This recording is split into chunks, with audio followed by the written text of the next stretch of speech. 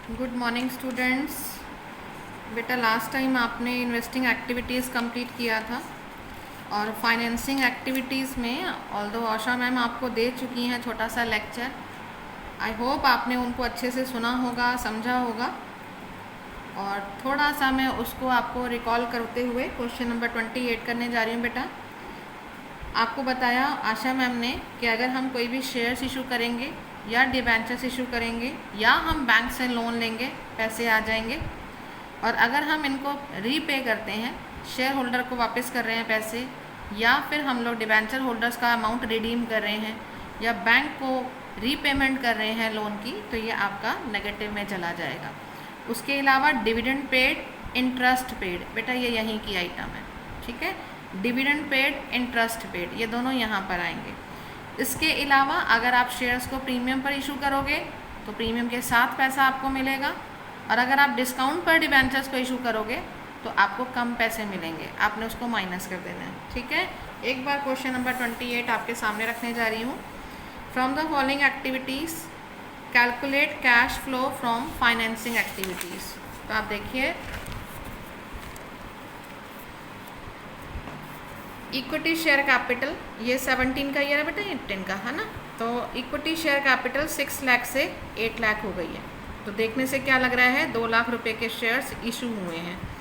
अब एक बार ना हम लोग इक्विटी शेयर रिगार्डिंग जो भी एडजस्टमेंट है उसे पढ़ेंगे। फर्स्ट एडजस्टमेंट देखो, equity shares were issued at A premium of 15%। Shares ना प्रीमियम पर इशू हुए हैं।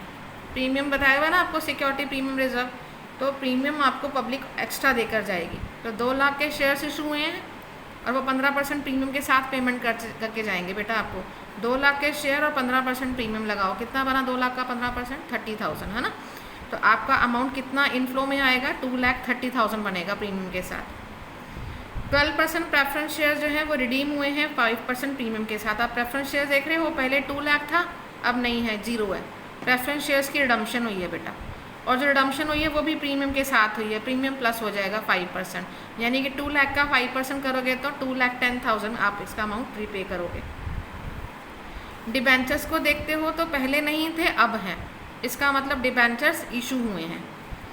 और कहता है debentures were issued at a discount of 1%। बेटा डिस्काउंट का मतलब पैसे कम मिले होंगे आपको। 1 लाख का 1% करोगे तो 1,000, यानी 99,000 डिबेंचर को इशू करके आपको अमाउंट मिला होगा। प्रेफरेंस शेयर्स पर डिविडेंड पे हुआ है, नेगेटिव में जाएगा। डिबेंचर्स पर इंटरेस्ट पे हुआ है, नेगेटिव में जाएगा। Under writing commission equity shares पर, बेटा अंडर राइटिंग कमीशन हमेशा पे होती है, ठीक है। तो अंडर राइटिंग कमीशन यहाँ पर हम डाल देते हैं पेड। अंडर राइटिंग कमीशन पे हुआ है शेयर्स पर 10,000। अंडर राइटिंग कमीशन का मतलब क्या होता है कि कंपनी ना किसी भी ऑर्गेनाइजेशन की हेल्प ले लेती है शेयर्स इशू करवाने के लिए, और जिसकी हेल्प लेते हैं ना उसको फिर कमीशन पे करना पड़ता है। तो कंपनी ने ये 10,000 का अंडर राइटिंग कमीशन पे किया है। प्रपोज डिविडेंड इक्विटी शेयर्स पर 18 में भी था 1,20,000। प्रपोज डिविडेंड इक्विटी शेयर्स पर बेटा 17 में भी था 90,000। आपको बता दूं जो प्रीवियस से होता है ना बेटा, उसी की पेमेंट होती है। करंट ईयर का जो होगा वो कंटिजेंट लायबिलिटी है। प्रपोज डिविडेंड में करंट ईयर का डिविडेंड हमेशा कंटिजेंट लायबिलिटी बनेगी। C for current, C for contingent, ठीक है। करंट ईयर हमेशा कंटिजेंट बनेगा। P for previous, P for payment, P for proposed. जो भी प्रीवियस ईयर का होगा वही प्रपोज्ड होगा, वही आपका पेमेंट में जाएगा, ठीक है। अभी इस क्वेश्चन को शुरू करते हैं। सबसे पहले आपने देखा था इक्विटी शेयर्स इशू हुए थे, तो आपने क्या किया, यहाँ लिखा नंबर 1 पे issue of equity shares.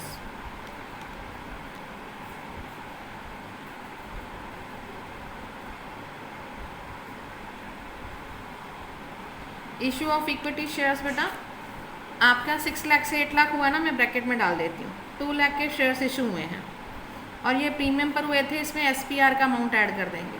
Shares 15% premium पे गए थे बेटा, 2 लाख का 15% करो 30,000 SPR मिल जाएगा। आपने यहाँ पर अंडर राइटिंग कमीशन पे किया ना, वो माइनस कर दो क्योंकि इससे पैसे खर्च हो गए।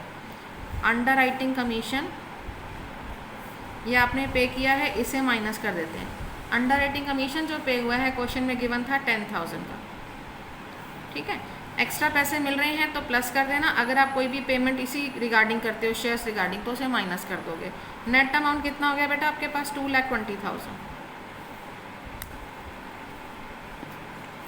ठीक है, ये 2,20,000 आपके पास अमाउंट आ गया। सेकेंड नंबर पे क्या था, प्रेफरेंस शेयर थी, तो यहाँ लिखते हैं रिडम्पशन ऑफ प्रेफरेंस शेयर।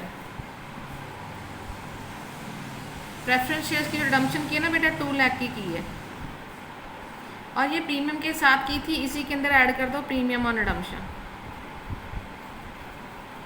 और ये जो प्रीमियम प्रेफरेंस शेयर्स पर पे हुआ था बेटा ये 5% का था, तो कितना बनेगा 2 लाख का 5%, 10,000। तो आपने 2,10,000 की रिडम्पशन की है।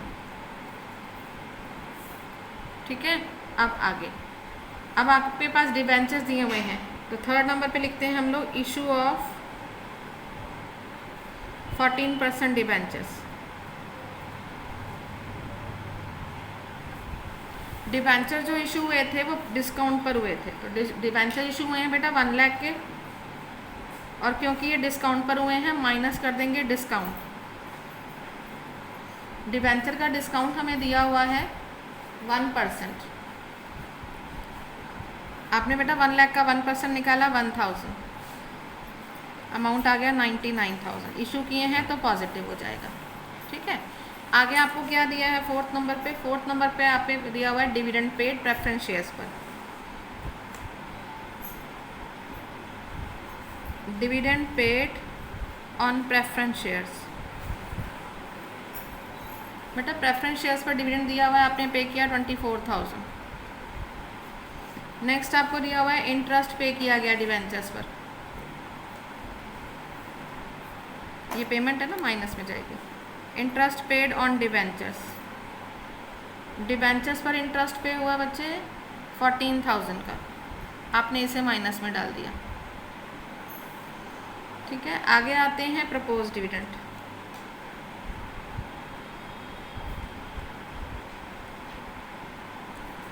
ऑन इक्विटी शेयर्स हमेशा प्रीवियस ईयर लेना है। प्रीवियस ईयर का अमाउंट आपको कितना बताया था 90,000 का, ये भी पे किया है। आपके नेगेटिव की कितनी आइटम होगी 1 2 3 4, यहाँ से आपने आंसर निकालना है। आपके पास आंसर आ गया है 19,000, और नेगेटिव का आंसर आया है, तो यहाँ क्या लिखोगे, cash used in financing activities. ठीक है, इसके बाद नेक्स्ट क्वेश्चन करेंगे हम लोग।